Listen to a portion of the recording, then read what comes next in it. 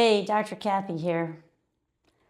I am a real doctor, not AI, real credentials. I just don't play one on TV, and we really have to talk. I promised myself for a long time now that I would make some videos to tell you the truth about your bodies and help you understand some of the misperceptions and downright lies that are out there today. So today's the day. I am a double board certified trauma surgeon. I work in the ICU predominantly and take care of the sickest of the sick. And much of my day is spent talking to people who are very, very ill. And I often think I'm speaking more to their family members and friends at the bedside to help them understand why things are going on as they are and how they can avoid ever getting into this situation themselves. So I think it's really important that people know the truth about their health and well-being and know some of the pitfalls to avoid so they can never ever develop chronic disease. And if they do happen to find themselves in the hospital, avoid the pitfalls associated with that. You know, so many people think that getting sick is inevitable. At least getting old and frail is inevitable. And I think one of the biggest fallacies that modern medicine has allowed people to believe is that inevitability of decline with aging. The number's going to go up, no doubt, but the level of health and well-being and the capacity for performance does not have to decline. This is going to sound really crazy, but disease is not normal. And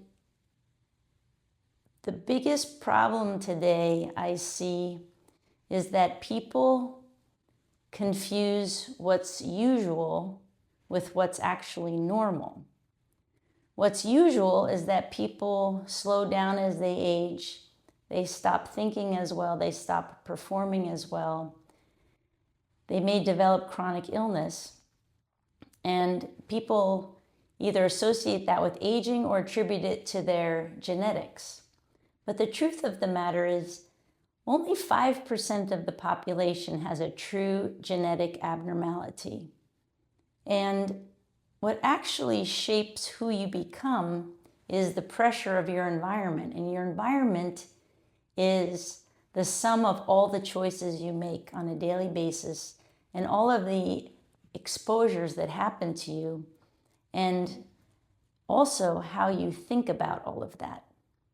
So the reason it seems like your genetics might be contributing to or dictating your life, it's because the habits that you picked up from your parents and family as you grew up tend to be the habits that you continue, and so you tend to have the same outcome. Everything that I talk about is well documented in the literature, and one of the promises I make to you is anything I say is well documented not only in the literature, but more importantly is consistent with what we know about human physiology.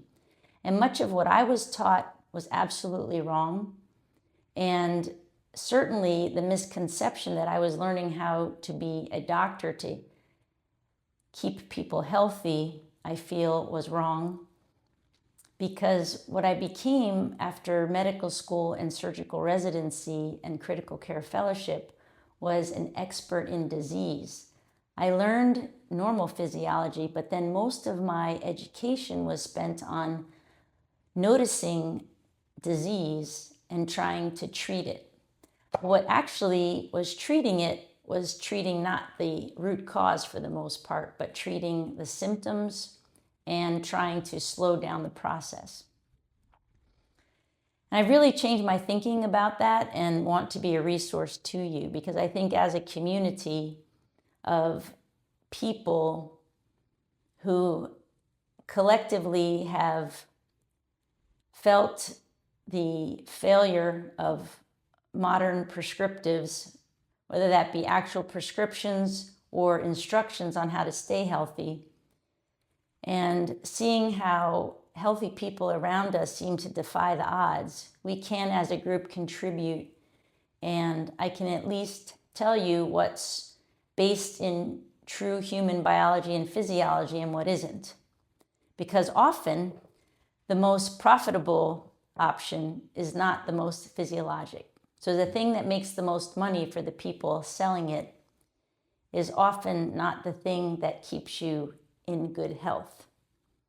I'm not accusing anybody of anything, but lots of doctors are misguided, as I was, and it's through my own experience over the last little bit more than a decade now that I speak about what I've experienced, and everything that I advocate or recommend is something that is not only rooted in physiology, it is logical in terms of biology, it is backed by hard science, and it might be old science and it might be marginalized science, might not be what you see when you open, Google News, but again, those things tend to be maintaining the status quo and not necessarily based on the best information.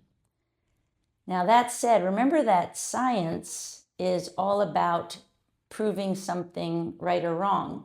And the reason sometimes things seem different today or true today when they weren't necessarily true or supported yesterday is because science is something that's constantly evolving.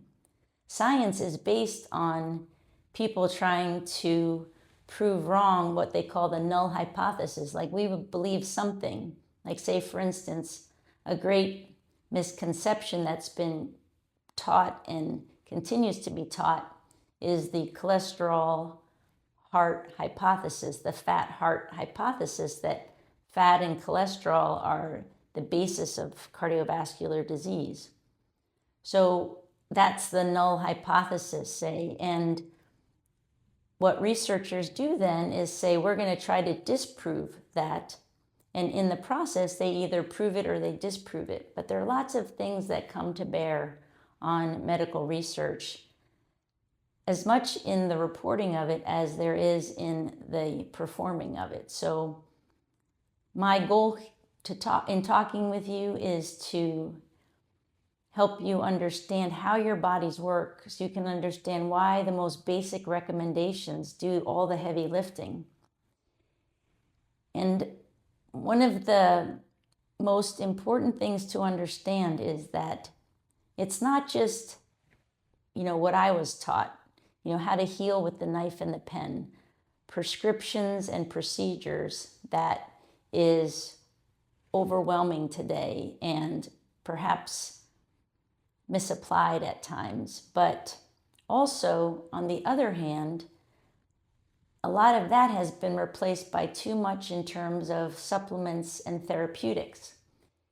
So the most important thing I want you to take away from this video today is that, number one, I'm a real person, a real doctor with over 30 years of clinical experience treating the sickest of the sick. And even my understanding and depth of understanding of human physiology and the way it works has evolved. But everything I'll speak to you about today is based on my experience. I road tested it all, and it complies with good science and normal physiology. Number two is that I would never rule out, or let's say I would never avoid discourse.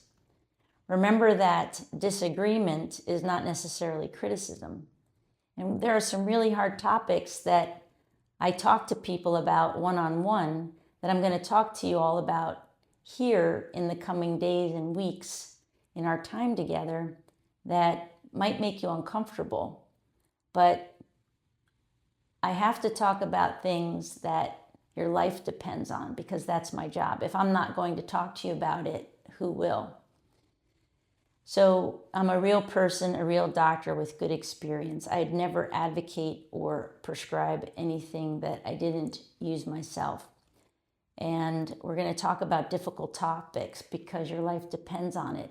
And you should always feel like your 5-year-old self when you had plenty of energy and rested well and were generally in a great mood, believing you could do anything. That's still true today, no matter how old you are. You should always be and feel and think like that 5-year-old self. And lastly, what's very, very important is that you need very, very little outside of yourself to be very, very vibrant and healthy to a ripe old age.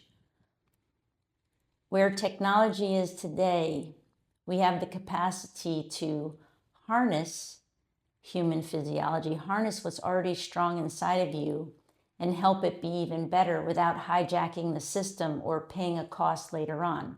That's what technology can do today. Those things are very simple, and I'm looking forward to sharing them with you. So thank you for listening, and feel free to drop any questions in the comments about topics that are bothering you, things that you're wondering about, are they true or not? And we'll explore them together, and very lightly here, but I'll be happy to give you resources to give it, so you can take a deeper dive in the future. So know that your body is healthy. It's very, very strong. It's highly intelligent. And feeling like your 5-year-old self is a month or two away. It's really that simple. Have a great evening and get some good rest.